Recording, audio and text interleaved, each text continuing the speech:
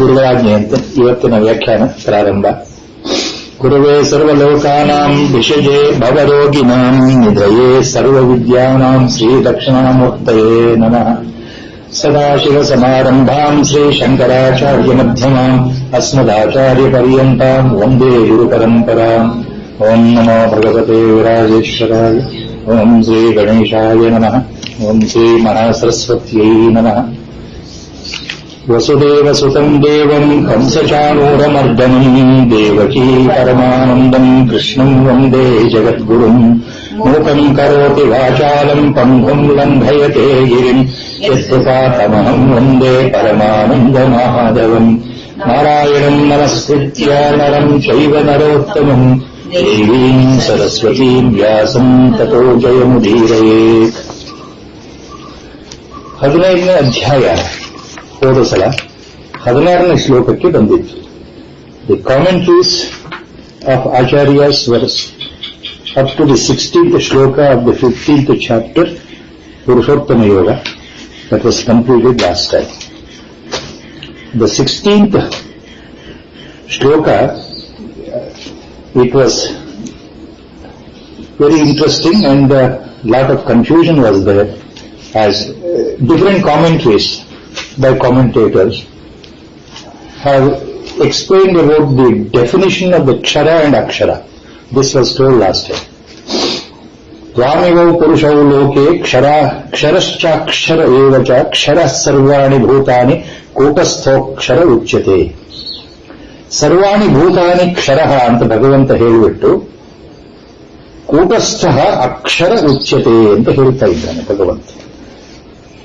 ಈ ಪ್ರಕೃತಿ, ಈ ಜಗತ್ತು, ಬ್ರಹ್ಮಾಂಡ, ಸರ್ವಜೀವಿಗಳು, ಚರಾಚರ ವಸ್ತುಗಳು, ನಿರ್ಜೀವ ಮತ್ತು ಜೀವ ಇರತಕ್ಕಂಥ ಪ್ರಪಂಚ ಎಲ್ಲವೂ ಕ್ಷರ ಅಂತ ಭಗವಂತ ಹೇಳಿ, ಕೂಟಸ್ಥನಾಗಿರುವ ಅಕ್ಷರ, ಯಾರು ಕೂಟಸ್ಥನಾಗಿದ್ದಾನೆ, ನಿತಿನಾಗಿದ್ದಾನೆ, ಅವಿನಾಶಿಯಾಗಿದ್ದಾನೆ, ಆತನನ್ನ ಅಕ್ಷರ ಅಂತ ಹೇಳ್ತಾರಪ್ಪ ಅರ್ಜುನ ಅಂತ ಹೇಳಿಬಿಟ್ಟಿದ್ದಾನೆ ಭಗವಂತ. ಇಲ್ಲಿ ಈಗ ಮುಂದಿನ ಶ್ಲೋಕದ್ದು ಹೋದ್ಸಲ ಸ್ವಲ್ಪ ಬಂದಿತ್ತು. ಅಕ್ಷರ ಅಂತ ಹಿಂದೆನೆ ಭಗವದ್ಗೀತೆಯಲ್ಲಿ ಭಗವಂತ ಹೇಳಿದ್ದಾನೆ. ಅಕ್ಷರ ಅಂತಂದ್ರೆ ಪರಬ್ರಹ್ಮ ತತ್ವ.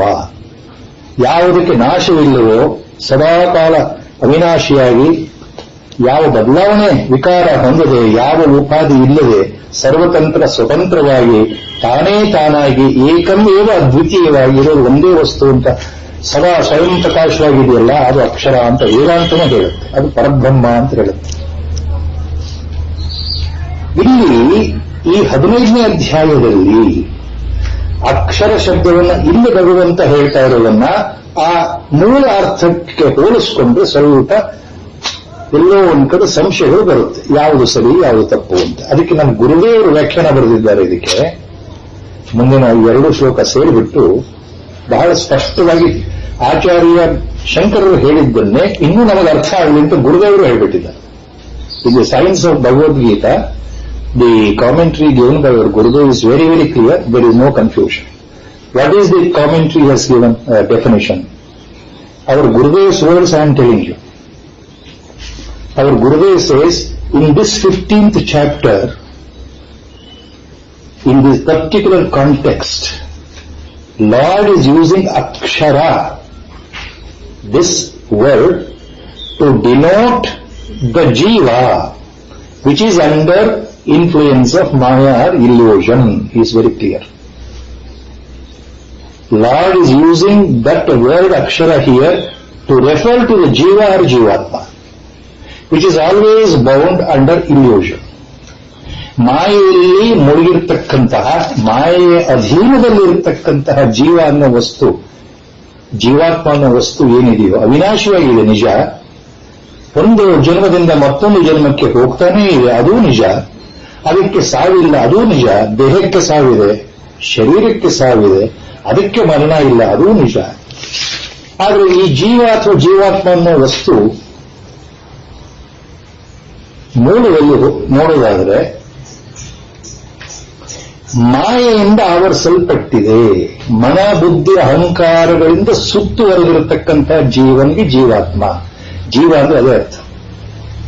ಅದಕ್ಕೆ ಮನಸ್ಸು, ಸೂಕ್ಷ್ಮ ಮನಸ್ಸು, ಸೂಕ್ಷ್ಮ ಬುದ್ಧಿ ಮತ್ತು ಸೂಕ್ಷ್ಮ ಅಹಂಕಾರ ಎಲ್ಲವೂ ಸೇರಿಕೊಂಡಿದೆ. ಹಾಗಾಗಿ ಮಾಯೆ ಅಧೀನದಲ್ಲಿರೋದ್ರಿಂದ ಇದು ಜೀವಾತ್ಮ. ಇದಕ್ಕೆ ಸಾವಿಲ್ಲ, ಅವಿನಾಶಿ ಅಂತ ಕರೆದರೂ ಸಹ ಅದರ ಅಕ್ಷರ ಅಂತಂದ್ರೆ ಇದು ಪರಬ್ರಹ್ಮ ತತ್ವ ಅಲ್ಲ. ಯಾಕೆಂದ್ರೆ ಪರಬ್ರಹ್ಮ ತತ್ವ ನಿಜವಾದ ಪರಮಾತ್ಮ, ಮೂಲ ಪರಮಾತ್ಮ ಈಶ್ವರ. ಅದು ಏನು ಅಂತಂದ್ರೆ ಆಚಾರ್ಯರು ಹೇಳಿಬಿಟ್ಟಿದ್ದಾರೆ. ವೇದಾಂತಗಳು ಬಹಳ ಸ್ಪಷ್ಟವಾಗಿ ಹೇಳಿದ್ದಾರೆ. ಅದನ್ನು ಆಚಾರ್ಯರು ಬಳಸೋ ಶಬ್ದ ಈ ಭಗವದ್ಗೀತಾ ವ್ಯಾಖ್ಯಾನದಲ್ಲಿ ಏನು ಹೇಳ್ತಾರೆ ಅಂದ್ರೆ ಅದು ಮೂಲ ಸನಾತನ ಅವ್ಯಕ್ತ ಅಂತ ಹೇಳ್ತಾರೆ. ಆಚಾರ್ಯಸ್ ಡೆಫಿನೇಷನ್ ಫಾರ್ ಪರಬ್ರಹ್ಮ, ಈಶ್ವರ, ಪರಮಾತ್ಮ ಇಸ್ ದಿ ಪ್ರೈಮಾರ್ಡಿಯಲ್, ಎಟರ್ನಲ್, ಸನಾತನ, primordial, eternal, without beginning, without end, without birth, without death, present as it is. So that Parabrahma Tattva, unmanifest, which cannot be reached by any amount of thinking, any amount of buddhi or manas. ಯಾರಿಂದಲೂ ಹೊಂದಲಿಕ್ಕೆ ಸಾಧ್ಯವೇ ಇಲ್ಲಿರ್ತಕ್ಕಂತಹ ಮೂಲ ಸನಾತನ ಅವ್ಯಕ್ತ ಅಂತ ಅವರು ಹೇಳ್ತಾರೆ ಆಚಾರ್ಯರು. ಅದು ಪರಬ್ರಹ್ಮ, ಪರಮಾತ್ಮ. ಇಲ್ಲಿ ನಾವು ಏನ್ ತಿಳ್ಕೊಳ್ಬೇಕು? ಅಕ್ಷರ ಶಬ್ದವನ್ನ ಎರಡಕ್ಕೂ ಹೇಳಬಹುದು. ಮೂಲ ವೇದಾಂತದ ಅರ್ಥದ ಪ್ರಕಾರ ಅಕ್ಷರ ಅಂದ್ರೆ ಪರಬ್ರಹ್ಮನೇ. ಇಲ್ಲಿ ಭಗವಂತ ಹೇಳ್ತಾರೋ ಅಕ್ಷರ ಶಬ್ದದ ವ್ಯಾಖ್ಯಾನ ಎಲ್ಲಿ ಬರುತ್ತೆ? ಜೀವಾತ್ಮನಿಗೆ ಸೀಮಿತವಾಗಿದೆ. ಯಾಕೆ ಅಂತಂದ್ರೆ ಆಚಾರ್ಯರು ಯಾವ ರೀತಿ ವ್ಯಾಖ್ಯಾನ ಕೊಟ್ಟಿದ್ದಾರೆ ಅದನ್ನೇ ಗುರುಗಳು ಹೇಳಿರೋದು. ಜೀವಾತ್ಮನಿಗಿಂತಲೂ ಪರಮಾತ್ಮ ಇನ್ನೂ ಎತ್ತರದಲ್ಲಿದ್ದಾನೆ, ಇನ್ನೂ ಹಿಂದೆ ಇದ್ದಾನೆ. ಯಾಕೆ? ಮಾಯೆ ಪರಮಾತ್ಮನ ಅಧೀನದಲ್ಲಿರುವ ಶಕ್ತಿ. ಈ ಅವ್ಯಾಕೃತ ಮೂಲ ಪ್ರಕೃತಿ ಸೃಷ್ಟಿಗೆ ಕಾರಣ ಅದು ಮಾಯೆ. ಅದು ಎಲ್ಲಿದೆ? ಪರಮಾತ್ಮನ ಅಧೀನದಲ್ಲೇ ಇದೆ. ಪರಮಾತ್ಮನ ಅಧೀನದಲ್ಲಿ it is under the control of that Ishwara tattva. Whereas jiva is under the influence of maya. ಈ ಜೀವಾತ್ಮ ಮಾಯೆ ಒಳಗಡೆ ಸಿಕ್ಕಾಕೊಂಡಿರೋದು. ಇಷ್ಟೇ ಮೂಲ ವ್ಯತ್ಯಾಸ. ಜೀವೋ ಬ್ರಹ್ಮೈವನಾಪ್ಪರಹ ಅಂತ ವೇದಾಂತದ ಚರಮ ವಾಕ್ಯವನ್ನು ಆಚಾರ್ಯರು ಹೇಳಬೇಕಾದ್ರೆ, ಅದ್ವೈತ ಸಿದ್ಧಾಂತ ಪ್ರತಿಪಾದನೆ ಮಾಡಬೇಕಾದ್ರೆ ಅವರ ಬಹಳ ಫೇಮಸ್, ಬಹಳ ಸುಂದರವಾದಂಥದ್ದು ಬ್ರಹ್ಮ ಸತ್ಯಂ ಜಗನ್ಮಿಥ್ಯಾ ಜೀವೋ ಬ್ರಹ್ಮೈವನಾಪ್ಪರಹ.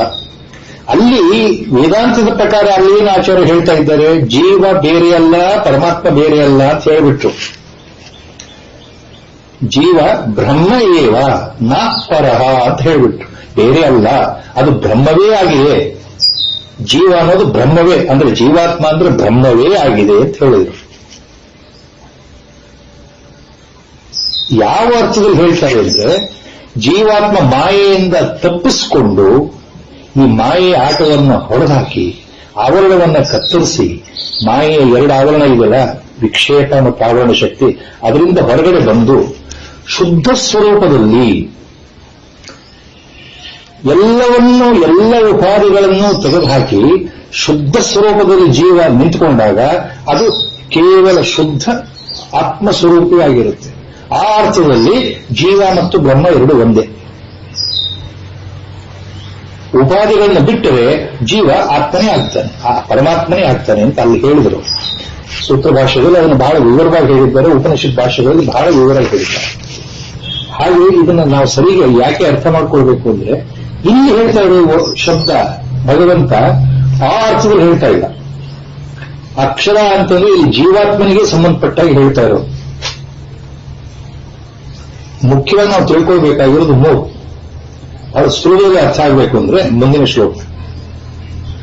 ಶ್ಲೋಕ ಅರ್ಥ ಆಗಬೇಕು ಅಂದ್ರೆ ಮೂರು ತಿಳ್ಕೊಳ್ಬೇಕು. ಒಂದು, ಈ ಜಗತ್ತು ಅಂದ್ರೆ ಸೃಷ್ಟಿ, ಪ್ರಪಂಚ, ಇದು ಎಲ್ಲವೂ ಬಂತು. ಆಮೇಲೆ ಜೀವ ಅದು ಬಂತು. ಒಂದು ಈಶ್ವರ ಅಂದ್ರೆ ಪರಮಾತ್ಮ ತತ್ವ.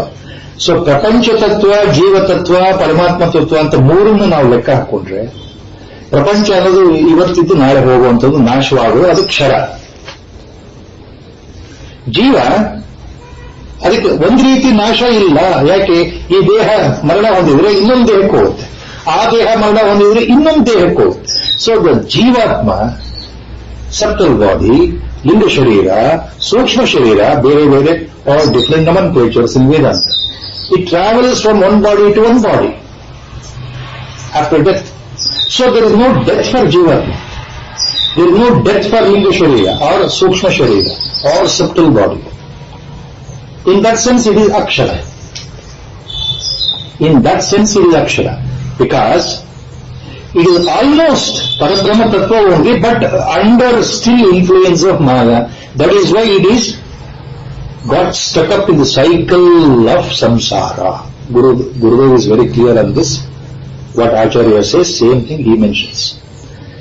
ಎಲ್ಲಿಯವರೆಗೆ ಜೀವ ಈ ಸಂಸಾರ ಚಕ್ರದಲ್ಲೇ ಸುತ್ತಾ ಇರುತ್ತೆ, ಹುಟ್ಟು ಸಾವು. ಯಾಕೆ? ಮಾಯೆಯಲ್ಲಿ ಇರೋದ್ರಿಂದ, ತಾನು ಯಾರು ಅಂತ ಇನ್ನೂ ಅರ್ಥ ಆಗದೇ ಇರೋದ್ರಿಂದ, ತಾನು ಶುದ್ಧ ಸ್ವರೂಪ ಆತ್ಮ ಅಂತ ಗೊತ್ತಾಗದೇ ಇರೋದ್ರಿಂದ, ಆ awareness still has not come. What is that awareness? That I am the pure consciousness, I am that pure ಪರಮ ಚೈತನ್ಯ, ಐ ಆಮ್ ದಟ್ ಪರಮಾತ್ಮ only, not this body, mind or complex, whatever it is, nothing to do. Till that awareness occurs directly as a perception, ಅದನ್ನು ಅಪರೋಕ್ಷ ಭೂತಿ ಅಂತ ಆಚಾರ್ಯರು ಹೇಳ್ತಾರೆ. Direct perception. It is not by reading book you get the jnana. It is not even by listening to Guru you get the jnana.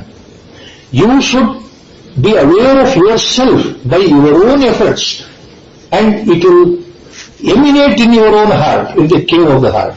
ಹೃದಯಾಕಾಶದಲ್ಲಿ, ದಹರಾಕಾಶದಲ್ಲಿ ತಾನೇ ತಾನಾಗಿ ಆ ಅರಿವು ಮೂಡೋದಿದೆಯಲ್ಲ, ನಾನು ಅಂತಂದ್ರೆ ಶುದ್ಧ ಆತ್ಮಸ್ವರೂಪ.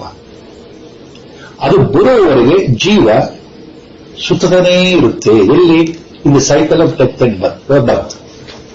That is why even though is ಅಕ್ಷರ, still it has not reached the final stage. Whereas Ishvara is beyond all these things. There is no birth, there is no death. He is not bound in the cycle because he himself is a creator of the cycle. He himself is a destroyer of the prapancha, and he is sustainer of the prapancha, and he pervades the entire creation in and out.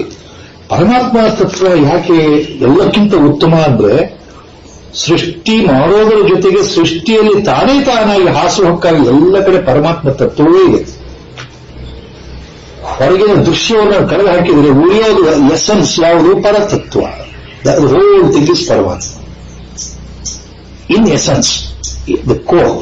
So ಅದರಿಂದ ಇದು ಸರಿಯಾಗಿ ಅರ್ಥ ಆಗುತ್ತೆ, confusion ಇದೆ. So as per hour ಗುರುದೇವ್ಸ್ ವ್ಯಾಖ್ಯಾನ ಆಗಿ based on ಆಚಾರ್ಯ ಶಂಕರ ಭಗವತ್ಪಾದ ವ್ಯಾಖ್ಯಾನ. Akshara here in this chapter 15th, Lord is using the term referring to Jivatma who is still under illusion or Maya. ಈ ಮೂಲ ಮಾಯೆ, ಮೂಲ ಪ್ರಕೃತಿ ಅಧೀನದಲ್ಲಿರೋದ್ರಿಂದ ಆತ ಅಕ್ಷರ ಆದ್ರೂ ಆತ ಹುಟ್ತಾನೆ ಇರ್ತಾನೆ, ಹುಟ್ತಾನೆ ಅಂದ್ರೆ ಬರ್ತಾನೆ ಇರ್ತಾನೆ, ಹೋಗ್ತಾನೆ ಇರ್ತಾನೆ, ಬೇರೆ ಬೇರೆ ಬೇರೆ ಜನ್ಮಗಳ ಮೂಲಕ, ಬೇರೆ ಬೇರೆ ದೇಹಗಳ ಮೂಲಕ. ಇದು ಅರ್ಥ ಆದ್ರೆ ಮುಂದಿನ ಶ್ಲೋಕ ಈಗ ನಾವು ಈ ವಾರ ಸರಿಗೆ ಅರ್ಥ ಆಗಿಬಿಡುತ್ತೆ ಅಂತ. ಯಾವುದು? ಉತ್ತಮ ಪುರುಷ ಸ್ವನ್ಯ ಪರಮಾತ್ಮೇತ್ಯುದಾಹೃತಃ ಯೋ ಲೋಕತ್ರಯಮಾವಿಶ್ಯ ವಿವರ್ತ್ಯವ್ಯಯ ಈಶ್ವರ. ಉತ್ತಮ ಪುರುಷ ತು ಅನ್ಯ. ತು ಮೀನ್ಸ್ ಬಟ್. ಉತ್ತಮ ಪುರುಷ ತು, Lord says, but look Arjuna, uttama purusha anyah. ಅಂದ್ರೆ ಏನು? ಕ್ಷರ ಅಂಡ್ ಅಕ್ಷರ ಎರಡಕ್ಕೂ ಬೇರೆಯಾಗಿ there is a third entity. That is uttama purusha. That is the greatest. That is the most holiest. Uttama purusha anyah. Paramatma iti udahritah. So that Uttama Purusha, that third entity is called as Paramatma. Lord himself is using the terms. Look Arjuna, the Uttama Purusha is something different. Anyaha. Anyaha means it is different from Kshara and Akshara. ಕ್ಷರ ಮತ್ತು ಅಕ್ಷರಗಳ ಬಗ್ಗೆ ನಾನು ಹೇಳಿದ್ನಲ್ಲಪ್ಪ, ಅದಕ್ಕಿಂತ ಇನ್ನೊಂದಿದೆ, ಮೂರನೇ ವಸ್ತು, ಅದು ಉತ್ತಮ ಪುರುಷ. ಆ ಉತ್ತಮ ಪುರುಷ ಆ ವಸ್ತುವಿಗೆ, ಪದಾರ್ಥಕ್ಕೆ ಪರಮಾತ್ಮ ಅಂತ ಹೇಳ್ತಾರಪ್ಪ ಅರ್ಜುನ. ಪರಮಾತ್ಮ ಇತಿ ಉದಾಹೃತಃ. ಇಟ್ ಈಸ್ ರೆಫರ್ಡ್ ಆಸ್ ಪರಮಾತ್ಮ, ಈಶ್ವರ, ಪರಬ್ರಹ್ಮ. ಬಿಕಾಸ್ ಯಹ ಲೋಕತ್ರಯಂ ಆವಿಶ್ಯ ಬಿಭರ್ತಿ. ಅವ್ಯಯ ಈಶ್ವರ. ಅವ್ಯಯ ಈಶ್ವರ ಲೋಕತ್ರಯಂ ಆವಿಶ್ಯ ಬಿಭರ್ತಿ. ಆ ಪರಮಾತ್ಮ ಸ್ವರೂಪಿ ಈಶ್ವರ ಮೂರು ಲೋಕಗಳನ್ನ, ಲೋಕತ್ರಯ ಮೂರೂ ಲೋಕಗಳನ್ನು ಆವರಿಸಿಕೊಂಡು ಮೂರೂ ಲೋಕಗಳಲ್ಲಿ ಒಳಗಡೆ ಪ್ರವೇಶ ಮಾಡಿ ಅವುಗಳನ್ನ ಪಾಲನೆ ಮಾಡ್ತಾ ಇದ್ದಾನೆ, ಪೋಷಣೆ ಮಾಡ್ತಾ ಇದ್ದಾನೆ. That Ishvara, the third entity called Paramatma, not only has created all the worlds, all the three worlds, whatever name, he has entered into that and then he is maintaining, sustaining the creation. So the highest person, Uttama Purusha, is different from Kshara and Akshara, who, in other words, pervades all the three worlds, sustains them, looks after them till the dissolution, and also helps in the dissolution finally, and he is said to be the eternal being, Avyaya Ishvara. He is eternal, ಯಾವಾಗಲೂ ಇರ್ತಕ್ಕಂಥವನು.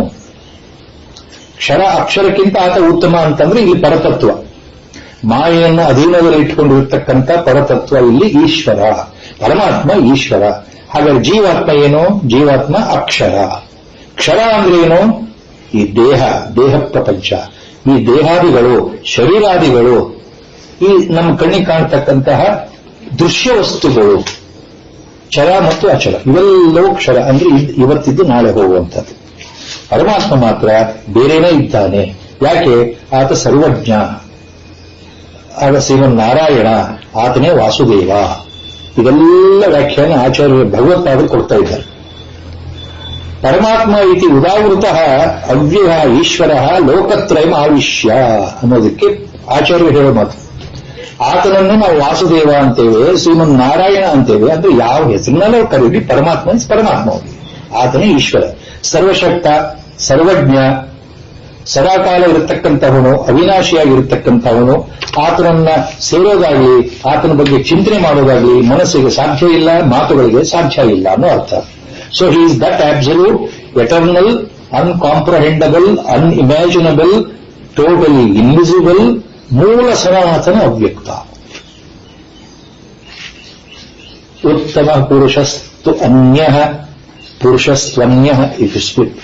ಉತ್ತಮ ಪುರುಷ ತು ಅನ್ಯಃ ಪರಮಾತ್ಮ ಇತಿ ಉದಾಹೃತಃ ಯೋ ಲೋಕತ್ರಯಂ ಆವಿಶ್ಯ ವಿವರ್ತಿ ಅವ್ಯಯ ಈಶ್ವರಃ. These words are coming from the lotus mouth of Lord himself. ಆದ್ದರಿಂದ because, therefore, ಯಸ್ಮಾತ್, next ಶ್ಲೋಕ ಸ್ಟಾರ್ಟ್ಸ್. ಯಸ್ಮಾತ್ ಅಂದ್ರೆ ಬಿಫೋರ್, therefore ಅಂತ. ಬಿಕಾಸ್ ಆಫ್ ದಿಸ್, ಯಸ್ಮಾತ್ ಯಸ್ಮಾತ್ ಅಕ್ಷರಮತೀತೋಹಂ ಅಕ್ಷರಾದಪಿ ಚೋತ್ತಮಃ. ಯಸ್ಮಾತ್ ಕ್ಷರಮತೀತೋಹಂ ಅಕ್ಷರಾದಪಿ ಚೋತ್ತಮಃ. ಅತೋಸ್ಮಿ ಲೋಕೆ ವೇದೇ ಚ ಪ್ರತಿತಃ ಪುರುಷೋತ್ತಮಃ. Now that word he uses. Ishvara is called also as Purushottama. Why Paramatma is called Purushottama? ಆತನೇ ಹೇಳ್ತಾರೆ, ಕ್ಷರ ಮತ್ತು ಅಕ್ಷರ ಎರಡಕ್ಕೂ ಭಿನ್ನವಾಗಿರತಕ್ಕಂಥ ಸದಾಕಾಲ ಇರತಕ್ಕಂತಹ ವಸ್ತು, ಮಾಯೆಯನ್ನು ಅಧೀನದಲ್ಲಿ ಇಟ್ಕೊಂಡಿರ್ತಕ್ಕಂಥ ವಸ್ತು, ಸೃಷ್ಟಿ ಮತ್ತು ಸ್ಥಿತಿ ಮತ್ತು ಸಂಹಾರ ಮೂರಕ್ಕೂ ಕಾರಣವಾಗಿರತಕ್ಕಂತಹ ಆ ವಸ್ತು ಇದೆಯಲ್ಲ, ಒಂದೇ ಒಂದು ಆ ಬ್ರಹ್ಮ ಪದಾರ್ಥ, ಆತನೇ ಪರಮಾತ್ಮ, ಆತನೇ ಈಶ್ವರ, ಆತನೇ ಪುರುಷೋತ್ತಮ. ಉತ್ತಮ ಪುರುಷ, ಪುರುಷ ಪ್ಲಸ್ ಉತ್ತಮ ಸಂಧಿ, if you join Purushottama.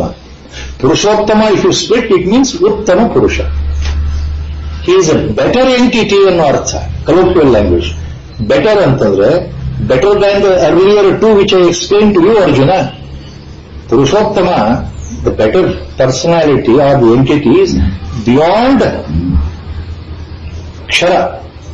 And he is better than Akshara. Mundu baruttadu. Yasmat Aksharamatiitoham Aksharadapi chottamah. Yasmat Ksharam Atitaha Aham. So therefore, Aham Ksharam Atitaha, I am beyond Kshara. Aksharadapi cha uttamaha, I am better than Akshara. Now here, the word play is very important. God says, Aksharaadapi aham uttamaha. You must speak like that and understand. I am better than ಅಕ್ಷರ ಅಂದ್ರೆ ಏನರ್ಥ? ಜೀವಾತ್ಮನಿಗಿಂತ ಸರ್ವಜ್ಞನಾಗಿರ್ತಕ್ಕಂತಹ ನಾನು ಈಶ್ವರ ಉತ್ತಮ, ಇನ್ನು ಮೇಲಿದ್ದೇನೆ. ಉತ್ತಮ ಅಂದ್ರೆ better ಅಂದ್ರೆ ಇನ್ನು ಮೇಲಿದ್ದೇನೆ. ಯಾಕೆ? Because maya is under my control, whereas jiva is under the control of maya. I am Sarvajna because I am responsible for Srishti, Sthiti, Laya of the whole cosmos universe. Jiva cannot think of Srishti, Sthiti, Laya, even in the purest form. As a Jivan Mukta, a Jnani, still limited to the body, our Gurudev, for example. Any Jnani Mahatma, as they are limited to the body while living in the Sharira, they cannot create, they cannot sustain, they cannot destroy the universe. That is the main difference.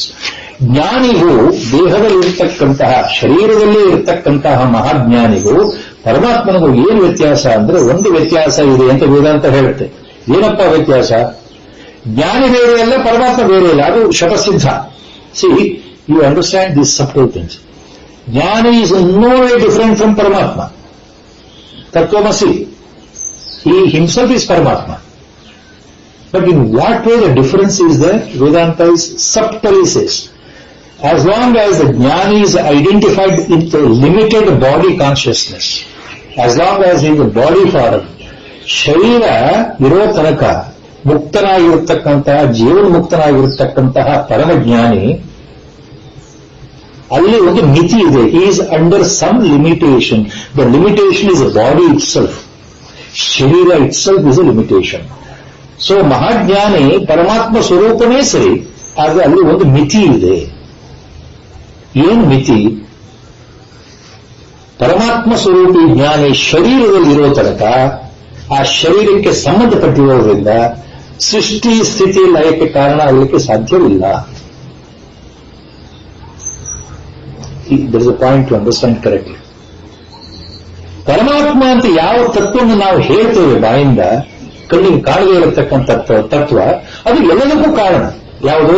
ಸೃಷ್ಟಿಗಾಗಲಿ, ಸ್ಥಿತಿಗಾಗಲಿ, ಸಂಹಾರಕ್ಕಾಗಲಿ. So that paratattva invisible, vast expanse, ಅಣೋರಣೀಯಾನ್ ಮಹತೋ ಮಹೀಯಾನ್, is responsible for the whole creation. ನಿಮಿತ್ತ ಕಾರಣ ಮತ್ತು ಉಪಾದಾನ ಕಾರಣ, both. And then sustains the creation. It enters into the creation. It forms the base, substratum of the creation.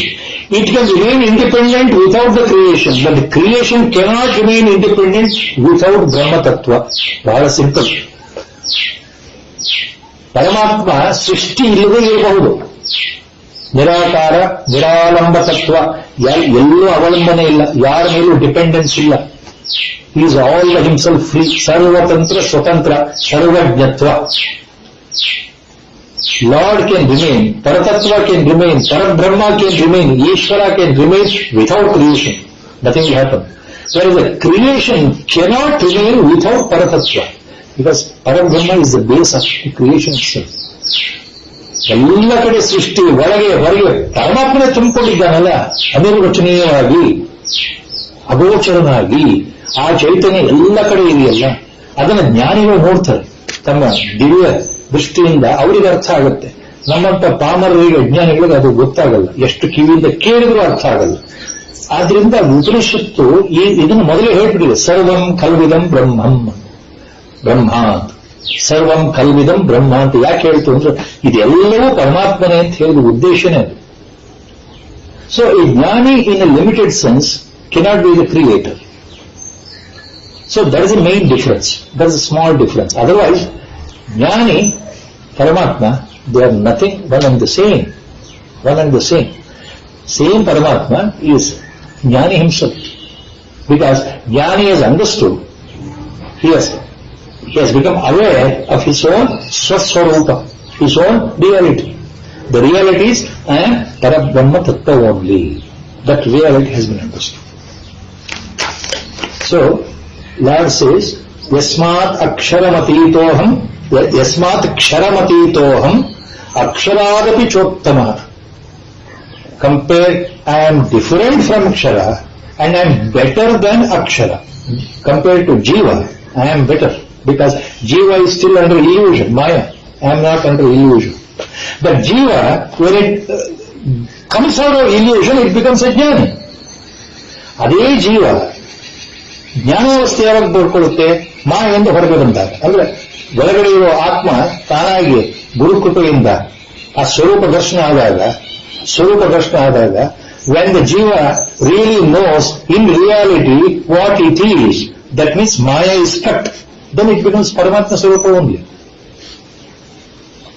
Adrinda, I am better than jiva. That's what Lord says. Adrinda, lokadalli, atosmi, because of this, loke vedecha, lokadallagi, vedagallagi, Purushottama pratitah asmi. I am known as Purushottama. I am known as the Ishvara. I am known as the Paramatma. Because I am beyond Akshara and I am better than Akshara. ನಾನು ಈ ಜಗತ್ತು ನಾಶವಾಗುವ ಜಗತ್ತು ಅಲ್ವೇ ಅಲ್ಲ, ಈ ಪ್ರಪಂಚ ನಾನು ಅಲ್ವೇ ಅಲ್ಲ, ಮತ್ತು ಜೀವಾತ್ಮನಿಗಿಂತ ಉತ್ತಮ ಸ್ಥಿತಿಯಲ್ಲಿದ್ದೇನೆ. ಆದ್ರಿಂದ ನನ್ನನ್ನು ಪುರುಷೋತ್ತಮ ಅಂತ ವೇದಗಳಲ್ಲಿ ಹೊಗಳ್ತಾರೆ. So Vedas actually they eulogise in so many hymns and words that Paramatma is the greatest, he is the omnipotent, he is the omniscient, omnipresent, all these English words. These words are only words till you understand the reality. ಪರಮಾತ್ಮ ಎಲ್ಲ ಕಡೆ ಇದ್ದಾನೆ, ಸರ್ವತಂತ್ರ ಸ್ವತಂತ್ರ. ಇವೆಲ್ಲ ನಮಗೆ ಬರೀ ಇವೆಲ್ಲ ಶಬ್ದಗಳಾಗುತ್ತೆ ಹೊರತು ಅದು ಅರ್ಥ ಆಗೋದು ಕಷ್ಟ. ಯಾಕೆಂದ್ರೆ ನಮಗೆ ಅದು ಅನುಭವಕ್ಕೆ ಬರಬೇಕು.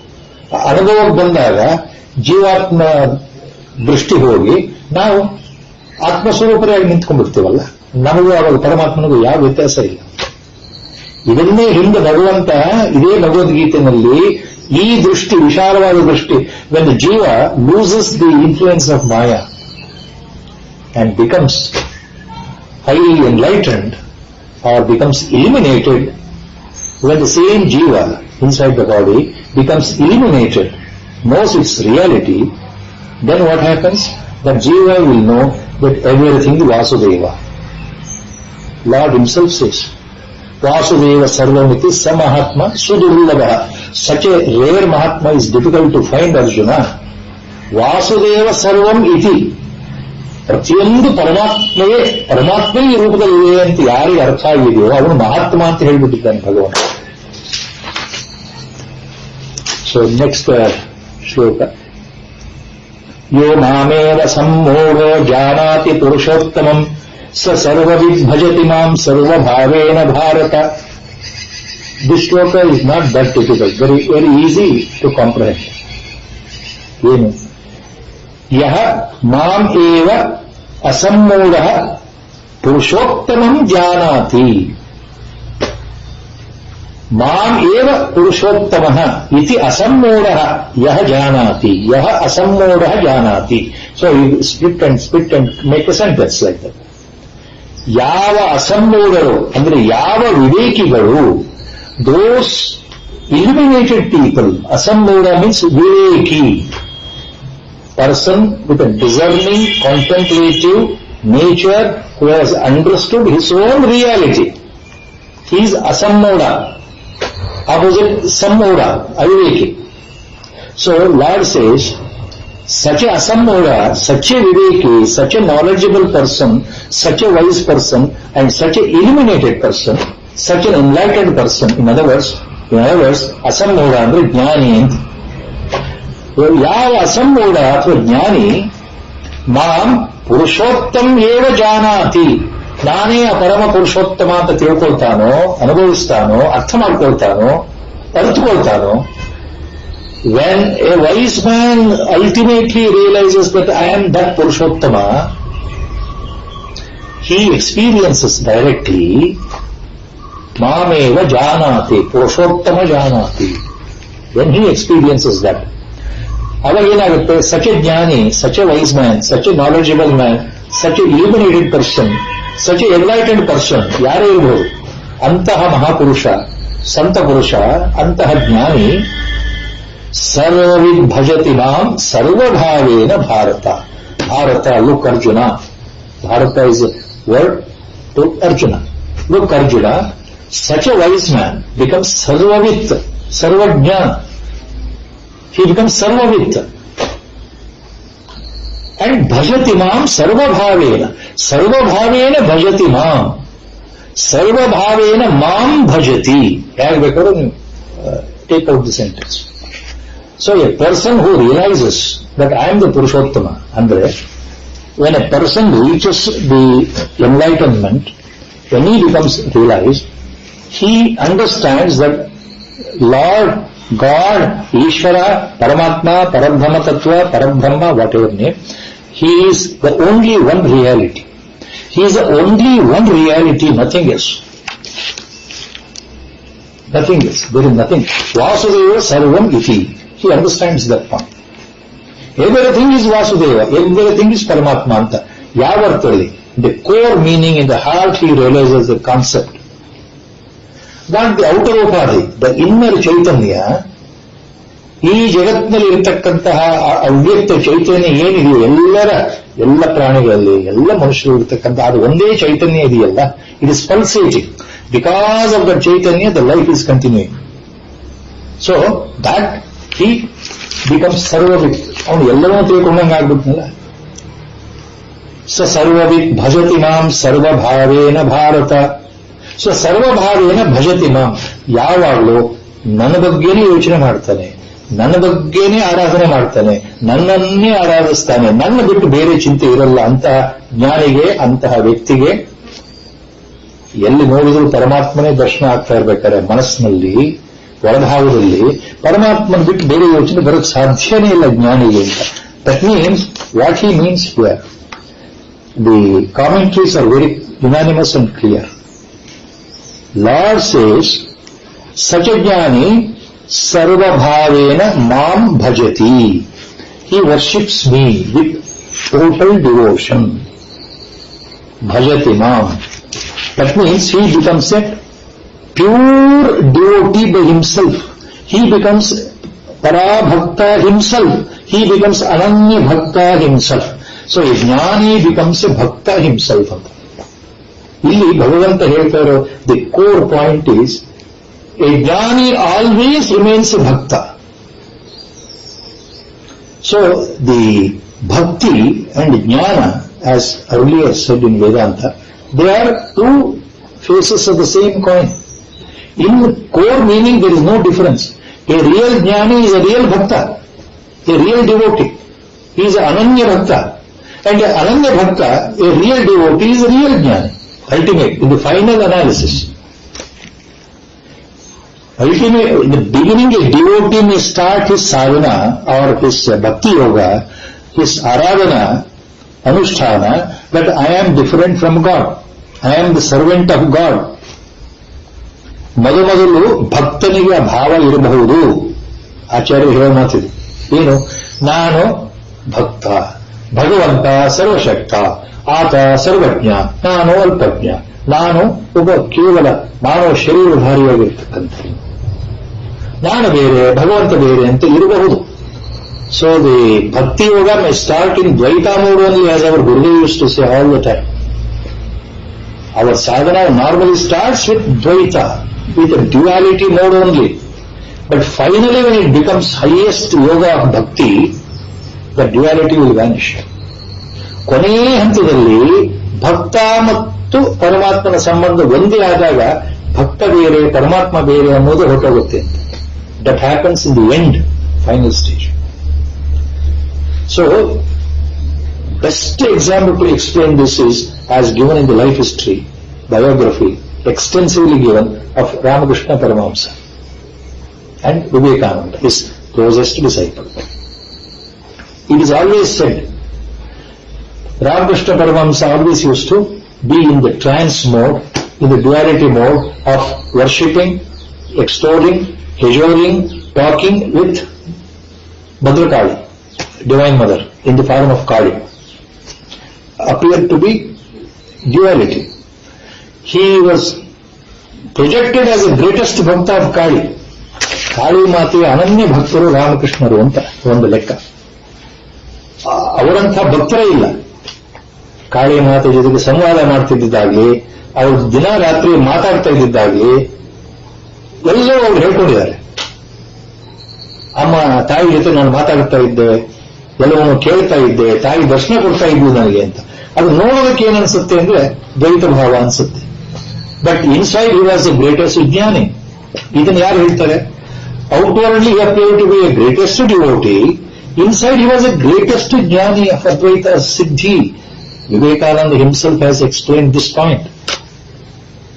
None other than Vivekananda himself says. So all jnanis are bhaktas only. All real bhaktas, ananya bhaktas, para bhaktas are jnani only ultimately, by the grace of God. Our Gurudev-ginta hosa, see, we have not seen Ramakrishna Paramahamsa, correct? We have read the biographies repeatedly, sorry. But we have seen our Gurudev through our eyes, Allah. Can I find a better bhakta than our Gurudev? How much adoringly he always used to worship while in the body form, his Ishtadevata Rama. All the time, with meticulous worship. Though being a jnani, he appeared to be carried when the bhajans used to take place, when somebody used to sing the bhajan, when he used to take part in bhajan. You have seen it, I have seen it, everyone we have seen it. So I don't find the greatest devotee other than our Gurudev. He being a jnani himself. ಅದನ್ನೇ ಹೇಳ್ತಾರೆ ಭಗವಂತ. ಯಾರು ನನ್ನನ್ನು ಅರ್ಥ ಮಾಡ್ಕೊಂಡಿದ್ದಾರೋ ಸರ್ವಕಾಲದಲ್ಲೂ ಸರ್ವದ ನನ್ನನ್ನು ಆರಾಧನೆ ಮಾಡ್ತಾರಪ್ಪ ಅರ್ಜುನ. ಸರ್ವವಿದ್ ಭಜತಿ ಮಾಂ ಸರ್ವಭಾವೇನ Bharat. So, the one who knows the reality, me as a supreme person, one who knows me as the Purushottama, or one who knows the secret of Brahma Tattva, one who becomes a jnani, such a knower of the truth, such a jnani Purusha, such a asammoda, such a viveki, worships me with full devotion. Gurudev's Vakyana. Such a knowledgeable person worships me with full devotion.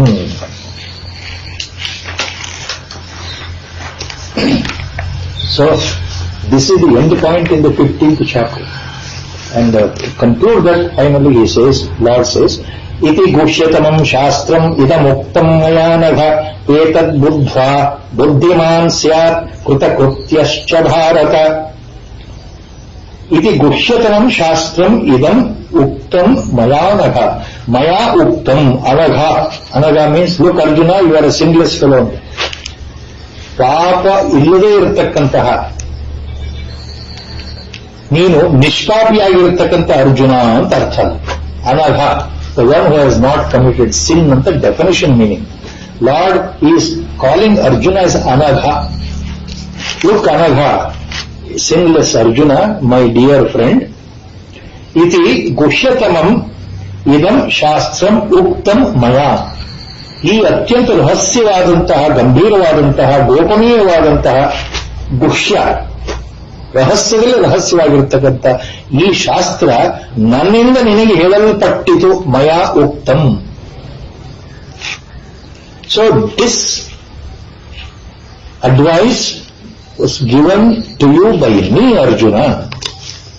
ಏತದ್ ಬುದ್ಧ್ವಾ, ಇದನ್ನು ಅರ್ಥ ಮಾಡಿಕೊಂಡು, ಇದನ್ನು ತಿಳ್ಕೊಂಡು, ಸರಿಯಾಗಿ ಅರ್ಥ ಮಾಡಿಕೊಂಡು, ಏತತ್ ಬುದ್ಧ್ವಾ, ಇದನ್ನು ತಿಳ್ಕೊಂಡಂತ ಮನುಷ್ಯ, ಅರ್ಥ ಮಾಡಿಕೊಂಡಿರ್ತಕ್ಕಂಥ ವ್ಯಕ್ತಿ, ಬುದ್ಧಿಮಾನ್ ಚ ಕೃತಕೃತ್ಯಸ್ಯ ಸ್ಯಾತ್, ಆಗ್ತಾನೆ. ಸ್ಯಾತ್ ಅಂದ್ರೆ ಹಿ ವಿಲ್ ಬಿಕಮ್ ಅಂತ ಅರ್ಥ. ಏನಾಗ್ತಾನೆ ಅವನು? ಸಚ್ ಎ ಪರ್ಸನ್ ಬಿಕಮ್ಸ್ ಬುದ್ಧಿಮಾನ್ ಚ ಕೃತಕೃತ್ಯ.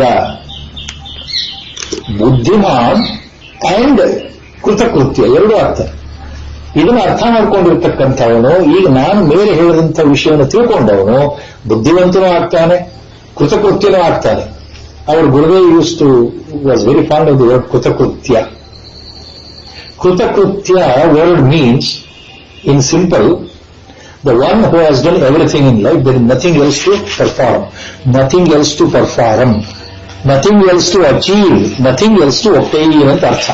ಗುರುಗಳು ಹೇಳಿದ್ರು ಕೃತಕೃತ್ಯ ಅಂತಂದ್ರೆ ಯಾವುದನ್ನ ಪಡಿಬೇಕು ಅದು ಪಡೆದಾದ್ಮೇಲೆ ಹೊಂದಿದ ಮೇಲೆ ಮತ್ತಿನ್ನೇನು ಬೇಕಾಗಿಲ್ಲ, ಏನನ್ನೂ ಪಡಿಬೇಕಾಗಿಲ್ಲ, ಏನನ್ನೂ ಹೊಂದಬೇಕಾಗಿಲ್ಲ, ಏನು ಮಾಡಬೇಕಾಗಿಲ್ಲ ಅಂತ ಅಕರ್ಮ ಸ್ಥಿತಿ. After obtaining which there is nothing else remains. Totally you have got everything in life. Goal has been reached. Supreme goal we have reached. You are on the top of the Everest. Nothing else to reach. You have already reached. So that is called Kutakrutya. Kutakrutya means you have obtained everything what is to be obtained in the life. Nothing more. There is nothing more on Partha. So a person who is highly illuminated, who understands this what I have explained to you in this chapter, all the points, and the one with highest knowledge, he not only becomes Buddhiman, he becomes Kutakrutya. He becomes knowledgeable. ಆತ ಬುದ್ಧಿಮಾನ ಅಂದ್ರೆ ಇಲ್ಲಿ ಆತ ಜ್ಞಾನಿಯೂ ಆಗ್ತಾನೆ, ಕೃತಕೃತ್ಯನೂ ಆಗ್ತಾನೆ. So there is nothing else to achieve. He becomes a wise man, knowledgeable man, or illuminated person. This is the 15th chapter. We are closing here. Om Tatsaditi Srimad Bhagavad Gita Upanishatsu Brahma Vidyayam Yoga Shastre Sri Krishna Arjuna Samvade Purushottama Yogo Nama Panchadashodhyayah.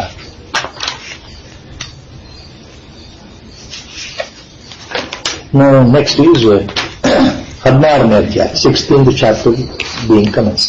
ದೈವಾಸುರ Sampath ವಿಭಾಗ ಯೋಗ. ಓಂ ಶ್ರೀ ಪರಮಾತ್ಮನೇ ನಮಃ. 16th chapter is now we have to commence the commentaries of Mahapurushas. See, in the 15th chapter, the name, the title given, Daivasura Sampat Vibhaga Yoga. Daivasura, Daiva plus Asura. So, Daiva Sampat plus Asura Sampat. Daivi Sampattu Mattu Asura Sampattu. The divine wealth and the non-virtuous Asura, Rakshasa, Asura, non-virtuous wealth. Athwa Sampattu means Aishwarya antandre, illi guna antanu tagolbodu, qualities. So what are the divine qualities? What are the opposite, evil qualities? So in this chapter, Lord is focusing on the two aspects. In our life, in this Kali Yuga, this is important. This is important chapter. Here, our Gurudev's repeated statement comes in. Sadhana means giving up. Always, please remember, he has quoted that cryptic sentence. Sadhana means giving up. What is that to give up? What is that to give up? He has not mentioned. He says, sadhana means giving up. You think what to give up. So he has left that rider to our own mind. So, now yochane madidre, what is that we think? We have to give up what? Suddenly we don't know. We can't analyze ourselves suddenly. Our own Maya is under the play. Our own Maya comes in the way. It will not allow. Always I think I am always correct. Allah. I think the world is wrong, I am always correct. So, how to analyze? What are the qualities I have to give up? So, sadhana means giving up andre. This chapter gives the clue to us. As Gurudev writes later. We have to give up what? Look at the chapter he says, what Lord says. All evil tendencies, evil qualities, unvirtuous qualities, you start giving. You may not immediately develop divine qualities. Don't bother on that ಅಂತ ಗುರುದೇವ್ ಹೇಳಿದ್ರು. ನೋಡಪ್ಪ, ದೈವಿ ಸಂಪತ್ತು ನಿಮಗೆ ಇದೆಯೋ ಇಲ್ವೋ ಅದು ಸದ್ಯಕ್ಕೆ ಯೋಚನೆ ಮಾಡೋದು ಬೇಡ. ನಮ್ಮಲ್ಲಿ ಇರತಕ್ಕಂಥ ಆಸುರಿ ಸಂಪತ್ತನ್ನು ಹೊರಗಡೆ ಹಾಕ್ತಾ ಹೋಗು. Evil qualities, evil designs. We have to throw it out one by one. That is what is giving them. So, Asuri Sampat, the wealth, refers to evil wealth. Evil wealth are evil qualities. Daivi Sampat are divine qualities. If I start thinking in the beginning only how to develop divine qualities, I may not be able to develop because Maya is fooling me around. I am under the sway of Maya all the time. I am under the control of Maya all the time. It becomes difficult. But at least, the other approach is very easy. Our Gurudev says this. What is the other approach? Start giving up this, that, 1, 2, 3, 4. What are those 1, 2, 3, 4? That is also difficult. Our Gurudev says it is difficult, as he later explains in the Vyakhyana in this chapter. But make an attempt, he says. Make an attempt in this birth. And Guru's grace will take you further. ನೀವು ಒಳ್ಳೆಯ ಮನಸ್ಸಿಂದ ನೀವು ಪ್ರಾರಂಭ ಮಾಡೋದು ಮುಖ್ಯ. ಒಳ್ಳೆಯ ಮನಸ್ಸಿಂದ ಪ್ರಯತ್ನ ಮಾಡೋದು ಮುಖ್ಯ. ಯಾವುದು? ಅಸುರಿ ಸಂಪತ್ತನ್ನು ಕಡಿಮೆ ಮಾಡ್ಕೊಳ್ಳೋಣ, ಅಸುರಿ ಗುಣಗಳನ್ನ ಕಡಿಮೆ ಮಾಡ್ಕೊಳ್ಳೋಣ, ಬಿಟ್ಟು ಬಿಡೋಣ, ರಾಕ್ಷಸ ಗುಣಗಳನ್ನ ಬಿಟ್ಟು ಬಿಡೋಣ, ತೆಗೆದಾಕ್ಬಿಡೋಣ ಅಂತ ಬಲವಾಗಿ ಮನಸ್ಸಲ್ಲಿ ದಿನಾ ಹೇಳಿಕೊಂಡು, ದಿನಾ ಭಗವಂತನ ಪ್ರಾರ್ಥನೆ, ಗುರುವಿನ ಪ್ರಾರ್ಥನೆ, ಬೆಳಗ್ಗೆ ಇದ್ದಾಗ ರಾತ್ರಿ ಮಲ್ಕೊಳ್ಳುವಾಗ 2 ಪ್ರಾರ್ಥನೆ ಮನಸ್ಸಲ್ಲಿ ಇರಬೇಕು ಅಂತ ಎಲ್ಲ ಮಹಾತ್ಮರು ಹೇಳ್ತಾರೆ. ಗುರುವಿಗೆ ನಾವೇನ್ ಕೇಳ್ಕೊಳ್ಳೋದು ಅಂದ್ರೆ ಮೋಕ್ಷ ಕೊಡುವಂತ ಕೇಳೋದು ತಪ್ಪಾಗುತ್ತೆ. ನಮ್ಮಲ್ಲಿರೋ ಕೆಟ್ಟ ಗುಣ ಹೋಗಲಾಡಿಸಪ್ಪ ಅಂತ ಕೇಳ್ಕೊಳ್ಳೋದು ಕ್ಷೇಮ ಅಂತ ಮಹಾತ್ಮ ಹೇಳ್ತಾರೆ. Remove all the eagle qualities from me Gurudev. You are no way different from God. So that should be my everyday sincere prayer, and not only prayer, my sincere try. Our Gurudev has repeatedly said, it may not happen in one day, it may not happen in 1 month, it may not happen in 1 year, it may not happen even in 10 years, but don't lose heart. All the time, a positive thinking, that is why Guru is required. Why Guru is required? He gives you that positive way of thinking. He said, I am there. I am inside you. Why are you bothered? You start. You try. I help you. All Mahatmas work for that. You remember once, the big discussion was there with our Gurudev. I referred about the famous Abhaya Vachana, famous statement of Akkalkot Maharaj. In the 1872, he left the body in Akkalkot, 1872. From where he came to Akkalkot, nobody knows. He never explained. In the last 30 years, he was there in Akkalkot, near Sholapur, Maharashtra. His samadhi is there only. So his famous statement was, he was a Digambara all the time, like Sadashiva Brahmendra. He was Jivan Mukta, Avadhuta Sthiti. He used to say in Marathi, Bhivunakos all the time to his disciples. Bhivunakos, Guru Tuja Patishi Ahe, Guru Tuja Patishi Ahe, all the time the sentence for his disciples. Bhivunakos, Guru Tuja Patishi Ahe, Guru Tuja Patishi Ahe, Bhivunakos. What does it mean? Don't be afraid. Bhivunakos, don't be afraid in Marathi. Guru is behind you. All the time he used to tell this, not to all the people, to his disciples, his devotees. Don't be afraid. Bhivunako means don't be afraid. Guru is behind you only. This is a famous statement. Our Gurudev knows Marathi so well. He knows about Akkalkot Maharaj also. So this once a half an hour discussion on this we had. So, Om Sri Paramatmane Namaha Ata Shodashodhyayah Sri Bhagavan Uvacha Abhayam Sattva Samshuddhi Jnana Yoga Vyavastitihi Dhanam Damascha Yajnascha Swadhyaya Stapa Arjavam. In the first 3 shlokas in the 16th chapter, Lord now takes up this new point to Arjuna. which he had already initiated long back, but not in detail. Now he takes up suddenly in detail, First 3 shlokas, he explains what are the divine qualities. What is meant by Daiva Sampat? Divine attributes which we should develop. First 3 shlokas are only on that. All points, one by one attributes he starts. ಈ ಮೊದಲ 3 ಶ್ಲೋಕಗಳಲ್ಲಿ ಭಗವಂತ ಏನು ಹೇಳ್ತಾ ಇದ್ದಾನೆ, 3 ಒಟ್ಟಿಗೆ ಹೋಗ್ಬೇಕಾಗುತ್ತೆ. ದೈವಿ ಸಂಪತ್ತಿನ ಲಕ್ಷಣ ಏನು, ದೈವಿ ಸಂಪತ್ತು ಅಂದ್ರೆ ಏನು, ನಾವು ಅದನ್ನು ಯಾವ ರೀತಿ ಪಡಿಬಹುದು, ಅದರ ಗುಣಲಕ್ಷಣಗಳು ಏನು, ದೈವಿ ಸಂಪತ್ತು ನಮ್ಮಲ್ಲಿ ಬರಬೇಕಾದ್ರೆ ನಾವು ಏನ್ ಮಾಡಬೇಕು, what is that we have to do, we have to develop these qualities. What are the qualities? Starts one by one, he starts. First ಶ್ಲೋಕ, ಅಭಯಂ ಸತ್ವ ಸಂಶುದ್ಧಿ ಜ್ಞಾನ ಯೋಗ ವ್ಯವಸ್ಥಿತಿ, ದಾನಂ ದಮಃ ಚ ಯಜ್ಞ ಚ ಸ್ವಾಧ್ಯಾಯ ತಪ ಆರ್ಜವಂ. These are the points. ಅಭಯಂ ಸತ್ವ ಸಂಶುದ್ಧಿರ್ ಜ್ಞಾನ ಯೋಗ ವ್ಯವಸ್ಥಿತಿ, ದಾನಂ ದಮಶ್ಚ ಯಜ್ಞಶ್ಚ ಸ್ವಾಧ್ಯಾಯಸ್ತಪ ಆರ್ಜವಂ. All these are virtues. These virtues are referred as Daiva Sampat, divine aspects, divine qualities, divine attributes that we should have in our life. Abhayam. Abhayam, what does it mean? We should develop that abhayam, fearlessness. Hedurodu, see, we are always afraid of so many things, that fearless nature, nothing to be afraid of. Abhayam.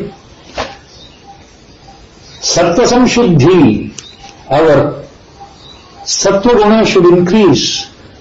That is Sattva Samshuddhi, in the purity of the heart. I should be as much as possible pure in my heart. Jnana Yoga Vyavasthiti. Jnana Yoga Vyavasthiti. My mind should rest always. Think of Jnana Yoga, the yoga of contemplation, yoga of dhyana. My mind should be under that line only.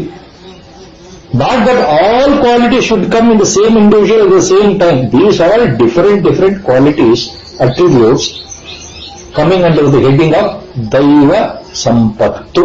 Daiva Sampat are divine qualities. So, Jnana Yoga Vyavasthiti, contemplation, contemplating, Nirguna Tattva, Brahma Tattva, awareness of who I am, trying to know what is the reality, what is the purpose, what I am really, trying to understand that. Dhanam, charity, everyone we know. Damascha, control of senses, our own mind, our sense organs, whatever it is. Yajna, sacrifices, rituals, Vedic rituals. Swadhyaya, reading scriptures as directed by our Guru, following the scriptures, trying to immerse ourselves in Bhagavata Katha, Krishna Katha, Ramayana, Mahabharata, Bhagavata, or Brahma Sutra, or Upanishad, or even Bhagavad Gita, like this. Swadhyaya, Tapaha, penance. Tapaha, penance. Penance ಅಂದ್ರೇನು? ಧ್ಯಾನದ ಒಂದು ಭಾಗವೇ ತಪಸ್ಸು. ತಪಸ್ಸಿನ ಒಂದು ಭಾಗ ತಿತಿಕ್ಷ. Our Gurudev used to explain this all the time. He said, in Kali Yuga, Titiksha itself is tapas. Number of times he has said. Tapaha, tapas andre, Titiksha. What does it mean? In Kali Yuga, you cannot sit in the forest for 100 years and do tapas as it was done in Kruta Yuga or Treta Yuga or Dwapar Yuga, like that. Here it is not possible. Then what is tapas? Meditation, dhyana itself is tapas. That is one point. Second point, titiksha is also a form of tapas. Titiksha andre yenadu? What is the titiksha? Enduring all that comes in our life with a smiling face, with a semblance of mind. Whatever trouble comes to the body in the form of disease, whatever trouble comes to the mind in the form of uneasiness.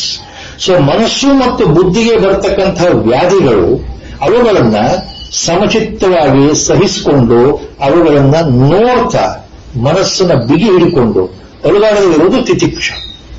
ಅಂದ್ರೆ endure all the crisis, something simple. Titiksha means we have to endure the crisis without weeping, with a balanced mind. ಬಹಳ ಕಷ್ಟ ಇದೆ. It's very difficult. Any small crisis in our life, we get shaken to the root. All the time. Bigger crisis, still we are shaken. Years together maybe. Everyone knows about this. In a family, if a very young member, a boy or a girl born into the family, below the age of 10, below the age of 15, below the age of 5, if he dies in front of the parents always remember that they are in that Putri Shoka throughout their life. That is the life. Putri Shoka Nirantara. So Titiksha means whatever comes to the mind and to the body in the form of diseases, we have to endure in the real sense. That is the real tapasya anta Gurudev ಹೇಳ್ತಾರೆ. Arjavam means honesty and simplicity. Arjavam. The more simple we live, less the problem in life. The more complication our life becomes, our wants will increase, and we want these other conditions also will put in. The life becomes more and more complicated. So simple life, honest life is Arjava. So Lord says these are the qualities. Abhayam Sattva Samshuddhi Jnana Yoga Vyavasthiti Dhanam Damascha Yajnascha Swadhyaya Tapa Arjavam. Next two shlokas will continue with other qualities of Daiva Sampattu. So by Guru's grace we'll start here first. Vasudeva ಸುತಂ ದೇವಂ ಕಂಸಚಾಣೂರಮರ್ದನಂ ದೇವಕೀ ಪರಮಾನಂದಂ ಕೃಷ್ಣಂ ವಂದೇ ಜಗದ್ಗುರುಂ ಮೂಕಂ ಕರೋತಿ ವಾಚಾಲಂ ಪಂಗುಂ ಲಂಘಯತೆ ಗಿರಿಂ ಯತ್ಕೃಪಾತಮಹಂ ವಂದೇ ಪರಮಾನಂದಮಹಾಭವಂ ನಾರಾಯಣಂ ನಮಸ್ಕೃತ್ಯ ನರಂ ಚೈವ ನರೋತ್ತಮಂ ದೇವೀಂ ಸರಸ್ವತೀಂ ವ್ಯಾಸಂ ತತೋ ಜಯಮುದೀರಯೇ. ಹರಿ ಓಂ ನಮೋ ಭಗವತೆ.